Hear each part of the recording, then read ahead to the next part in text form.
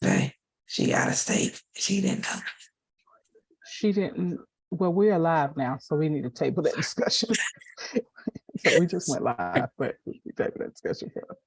All right, got it. Okay. All right. Good morning, everybody out there in the world. We are live. This is Natalie and Jessica. What I want to talk about today is the amount of work that it takes to have a good relationship and a good sexual relationship. And I keep hearing this theme, and I think it's really happening now because now a lot of us have really geared back up post-pandemic. And so, like, I'm also hearing people saying, like, they want me back in the office 4 days a week, or, now I'm back in the office every other weekend. So all of the sports are kind of ramping back up, and you can really go anywhere without a mask anymore. And so COVID is kind of over. And so one of the things that's also ramping back up is this busyness of the world, right? Mhm. And so I'm hearing my clients, say like my partner's not spending any time with me, or we never have any time to spend together, or like sex is just falling off because we're traveling all over the world. We had those 2.5, 3 concentrated years where people were not traveling, and now my clients that travel a lot are like, well, I'm out of town, and then he's out of town, and then she's out of town, and so it's ships passing in the night. And so I want to just kind of remind people, and I say it like this, and if you guys have never heard me before, please understand that I'm saying this with love, but I feel like sometimes I have to say it the hard way for you to be like, oh yeah, that's right. Okay, so I'm gonna say it the hard way. You chose to get married. You chose to get married. You could have had a kid without getting married. You could just be responsible for the family you grew up with, but you chose to get married. So if you chose to get married and now you want to have a good marriage, you have to put time and work into it. And I understand that adulting is hard and things happen and trees fall down in the yard. And people are pulling you everywhere. And so many of us are trying to build businesses and build wealth and go to this conference and do this.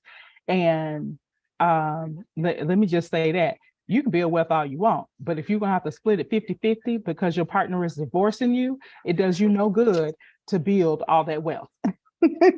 Or it does you good, but I need to also understand it can get torn down. And most people, it takes them approximately 7 years to recover fully from a divorce to where they are like completely whole again and back where they were before.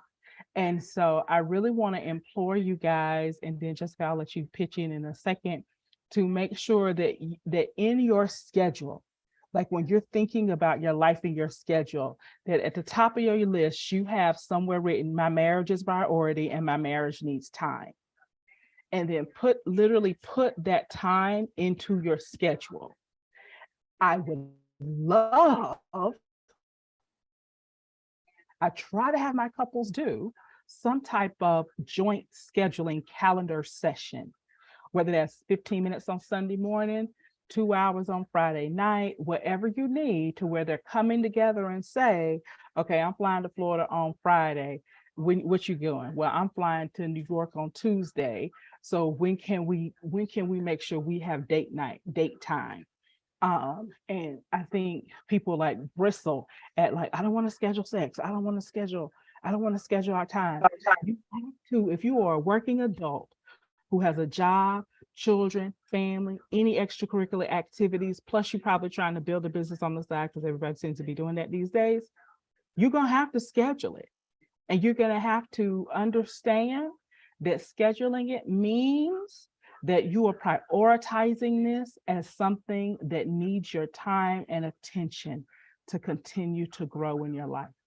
There's no way you're going to have a marriage that can last the test of time and you don't put any time into it.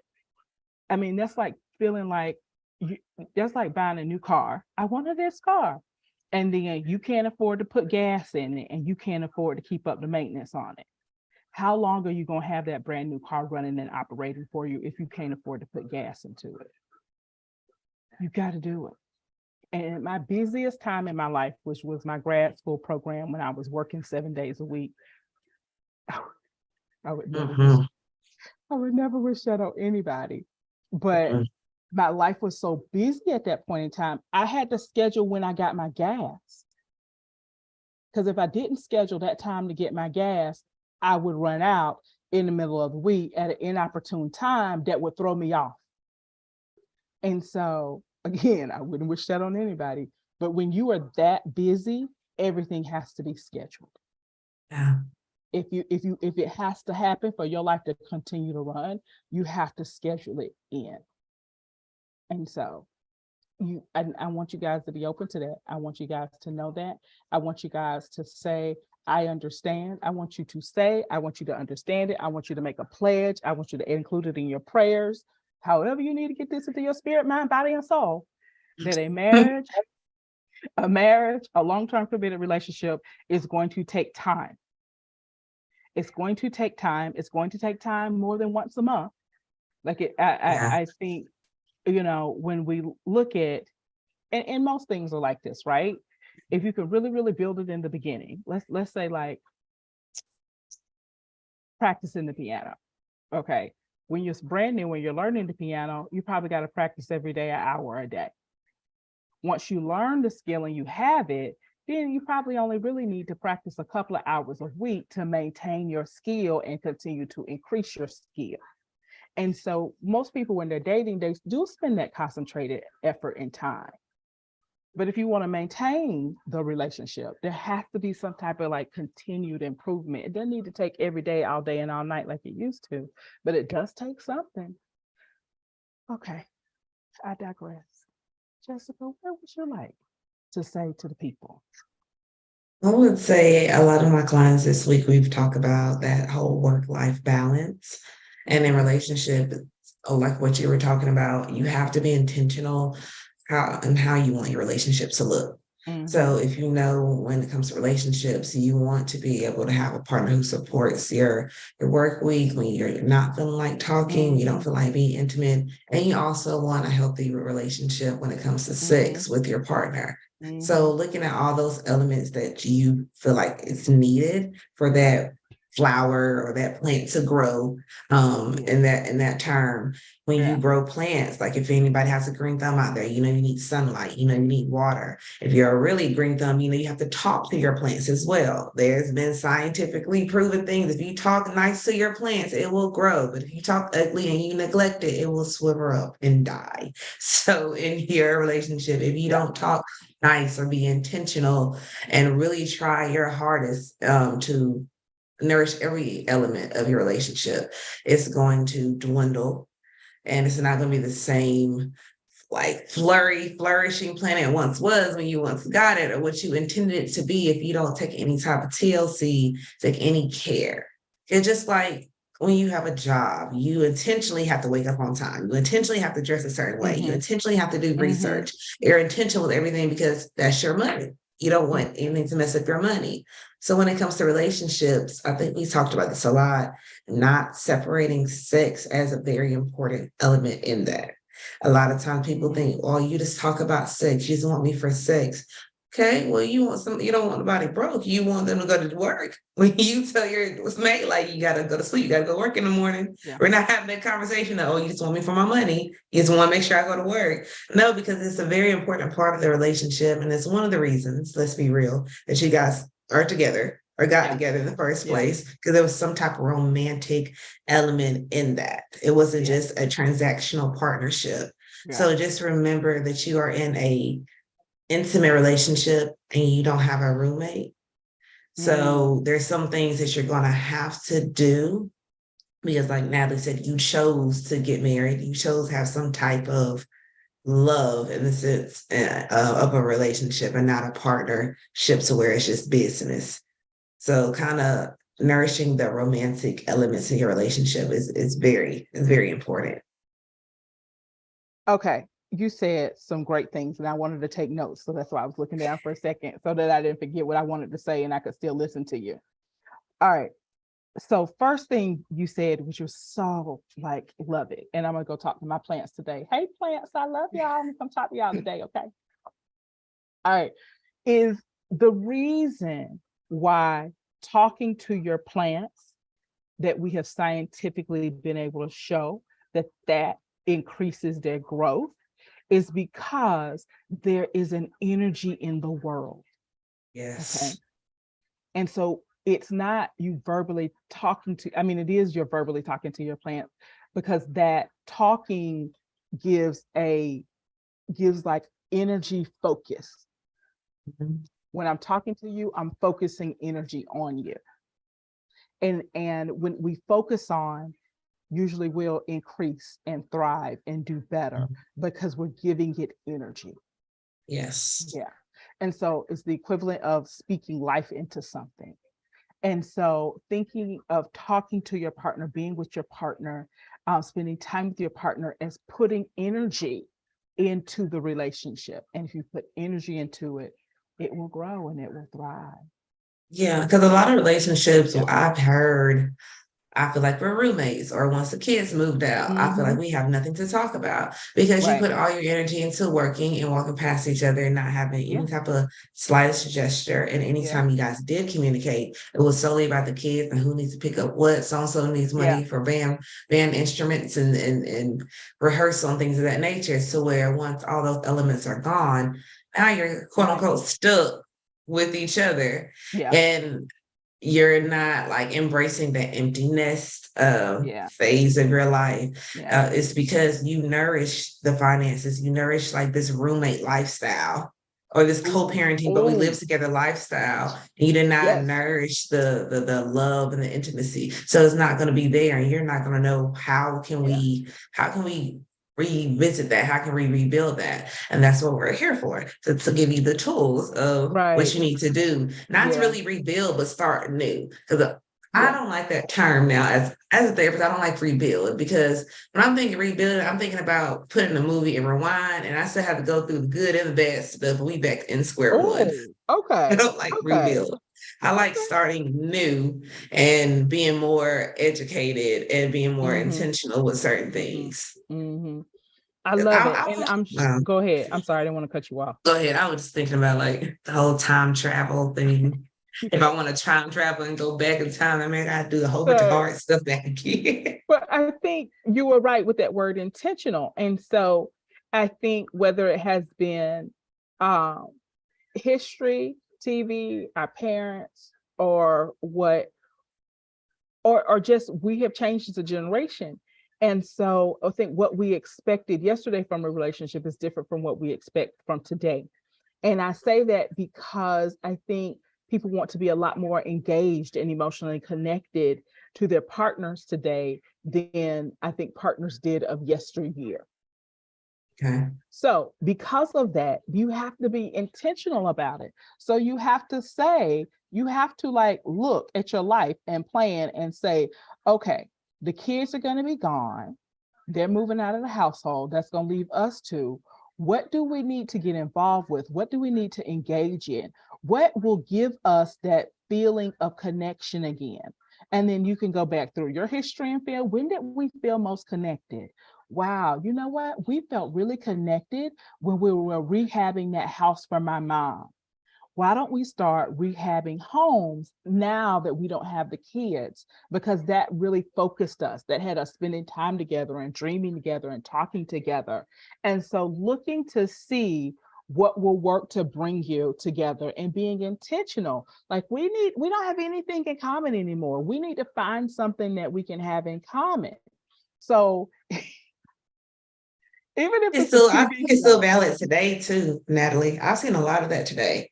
I've what? seen a lot of couples, like friends who they're married, because I have friends that are married where as long as he take care of the household, or if he's a little bit better than my last relationship, they let a lot of things fly Mm-hmm.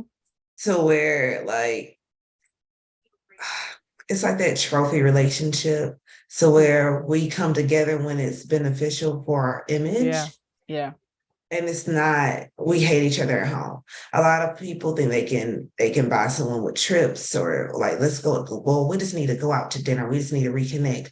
I've told people many times in my personal life, there's no trip and there's no restaurant in the world that is worth me going to if you can't understand me, even in a text message or when we're by ourselves and having a conversation. The context of it is messed up.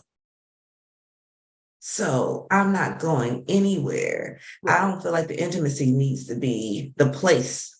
It needs to be the people. It needs to be the intentions. It Mm, needs to be the gestures. They need to come from you. Because then when you do a lot of things of putting trips and even alcohol or things in the nature, we only get lovey-dovey when we're drunk or when we're tipsy or things like that. It's like you need all those things to get you a certain way, and it's not coming from you. Whereas some people flip that, and when we advise planning, they say, "Well, if I have to do all that, I don't need it." Yes, the intention is you setting yourself up in front of the person, but something is still going to come from you. The chemistry and the interaction that you guys have is still going to be mhm, natural. We're just making a time and a place for that because we have busy lives. So right. I would say if you guys are still going to have those hard conversations, trying to get to know your partner, because people change every day, Mhm. don't put They a do. restaurant or a trip or anything in the mix and think that's going to solve all your problems. If you still in that trip, won't sit on that beach when it's time to have a hard conversation, you're stonewalling, if you will, and putting up this block of not wanting to Mm, hear no evil, see no evil, like type right, thing. right. So always be intentional about your character and the conversations that you guys have, and don't think, Mhm. I don't know, these materialistic things are going to make it for it. Ooh, that's a good point. That's a good point. And we know some people do that. Let me just throw money at the Mhm. problem. Let me just throw money at the Yes. problem. And so we want people paying attention and doing like what you're basically saying is do the deep work, just don't throw money at the problem. Right. Mhm. Do the work you need to do to connect with your partner. If you want that highly connected relationship. Because like you said, there's some people, well, this relationship is better than my last one. And so that's good enough for me. So if that's good enough for Mhm. you, rock on, baby. But if that's not good enough for you, I need you to know that you got to do the work. You know, I Yeah. just need you to know that you got to do the work. And if you're not willing to work, then you got to stop complaining. You know, Yeah. I can't be upset if I'm overweight if I'm not really willing to work and do the exercise and stop eating ice cream at midnight. At this You point, know what just I stop. thought about? Just stop complaining. Just stop complaining that you're overweight because you know what you're doing. Okay, you're right. At this point, we know what we're doing. Accept it. This is who we are. Oh my Acceptance is God. such a beautiful thing. Okay, look. Along. Oh I, God. I don't know what I thought about. I thought about the Braxton show. The Braxton show. And if you guys watch the Braxton show, their mom gave them advice. They said they still go by when they were teenagers. She said, if you're not going to leave, you might as well let that man cheat in peace. God. I'm Dang. like, Okay. okay. All right. I get she girl, that's a bit of wisdom there. You Ooh, might I'm need to like, all put that right. on a I know social you see media you hooping post. and hollering, complaining about If something. you ain't gonna leave. That's a good one. Okay. That All was right. hilarious. I'm Listen. sorry. I want to say one more thing, and it's a tough love conversation thing. Okay. Mhm. If you are working in a profession and a career where when you get home, you have nothing for your family, you have Mhm. nothing for your partner, you might need to look at a new career, a new job, and or figuring out what you need to do differently so you have something left for your partner, for your family. So, and I know because I've heard people, therapists always tell people to get a new job, just like it's easy, just like that. I get that it may not be easy just like that, but you also probably have more power in your life than you think that you do. Does that make sense? And so you may Yes. not be able to just find a new job like that because it usually takes about 6 months to a year. But are you even looking, or have you just accepted this is the way it is and this is the way it has to be? Like, is there? Because I know so many people who have switched jobs, careers, where they lived so that they could accommodate their family. And so those people who aren't, you got to look at it and don't just say my therapist is crazy because they suggested that. Like, we got to look at it as a viable option. Mhm. If it's like you can't change your job, I get it. You locked in. This is the only factory in town, and this is a one show town. That's who you are. That's it. Then we got to figure out how we're going to do family differently and how we're going to do our schedules differently. So now you can spend time with the family. So that may mean I got to be at work at 7, but we're going to get up at 5 so that we can have family breakfast together. So that my family is getting that time from me. It may mean that on the way to work, I spend that time on the phone talking to my partner. If there's a will, there's a way, and I need you to have the will. And I know this is a hard part of adulting, but again, you chose to have a family. You chose to have your children. Even if you didn't choose to have your children, because I know somebody, well, I didn't choose to have my child. That girl got pregnant on me. Okay. You had sex with them, didn't you? Okay. It was some choices in there. So we got to own that, right? And so now I'm an adult and I'm in this situation, and raising children doesn't last forever. And so that's something that you got to look at. Now, when it comes back to, because we're sex therapists and your romantic partner, understanding that, okay, let me figure out what I can do differently. So we're therapists, right? Mhm. I know if I see more than probably 8 clients, I'm probably done talking for the day. I'm done listening for the day. Like, it's about probably 8, 9. I can do it at work, but when I come home, I'm like, I need to veg out. It's me and Netflix. Actually, it's probably me and Leverage from Prime, but that's it. Because the people I know that I already know how the story is going to end. I don't have to do Yeah. any thinking or wondering or anything. I just need to like be with people I'm familiar with who, and I don't have to talk or give out or fix or anything.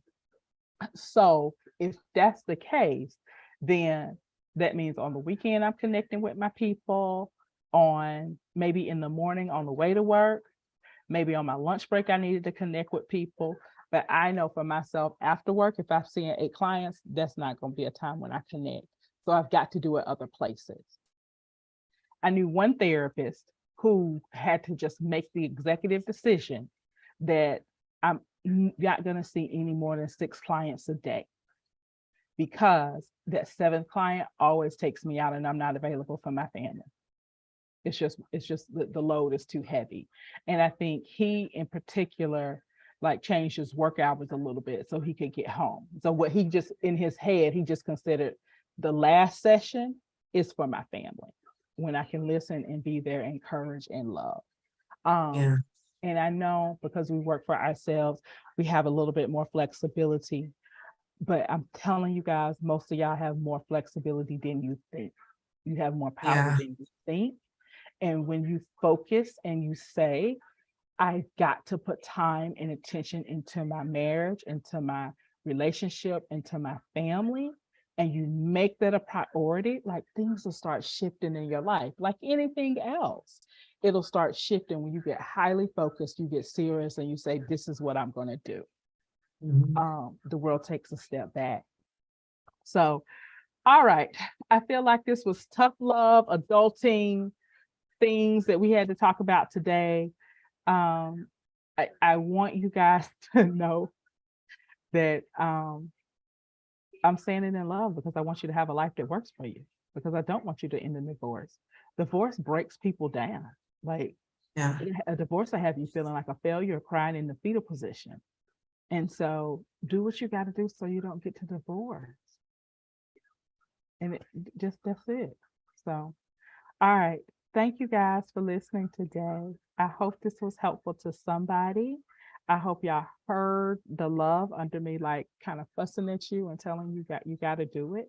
But that's what we're here for. Okay. All right. Thank you, Jessica, for being here. I appreciate you, my dear, and you have a wonderful weekend. You too. All right. Bye.